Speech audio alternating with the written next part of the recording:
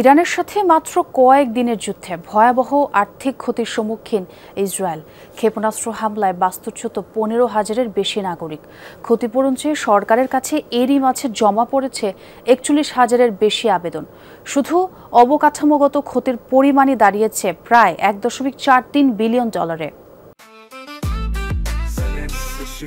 জেনেক্সে shift করো, লাইফকে lift করো। ইরানের সাথে মাত্র 12 দিনের যুদ্ধে ইসরায়েলে গৃহহীন 15,000-এর বেশি নাগরিক। ইরানের ক্ষেপণাস্ত্র হামলায় দেশটির আধুনিক নগরীর বাড়িগুলো দেখলে মনে হবে কোনো হরর মুভির সেট। গোলার আঘাতে বাসাবাড়িগুলো এখন বসবাসের অনুপযোগী। ইসরায়েলের স্থানীয় বার্তা সংস্থাগুলো বলছে, ইরানের হামলায় ক্ষতির পরিমাণ প্রায় $1.43 বিলিয়ন। বাড়ি ধ্বংস হওয়ায় অনেকে ঠাঁই নিয়েছেন বিভিন্ন হোটেলে। কর্তৃপক্ষের হিসাব অনুযায়ী এই হোটেল খরচের আনুমানিক পরিমাণ $29 মিলিয়ন।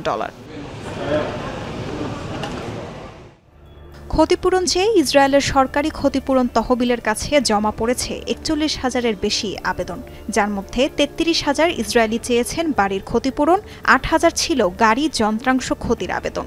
সবচেয়ে বেশি সহায়তা চেয়েছে রাজধানী তেল আবিবের বাসিন্দারা, যার সংখ্যা কমপক্ষে 26,000। যুদ্ধের কারণে সরাসরি ক্ষতি ছাড়াও পরোক্ষ ক্ষতির সম্মুখীন হয়েছে ইসরায়েল। নির্ধারিত প্রতিষ্ঠান এবং জরুরি সেবা ছাড়া বন্ধ ছিল দেশটির প্রায় সব ব্যবসায়িক প্রতিষ্ঠান।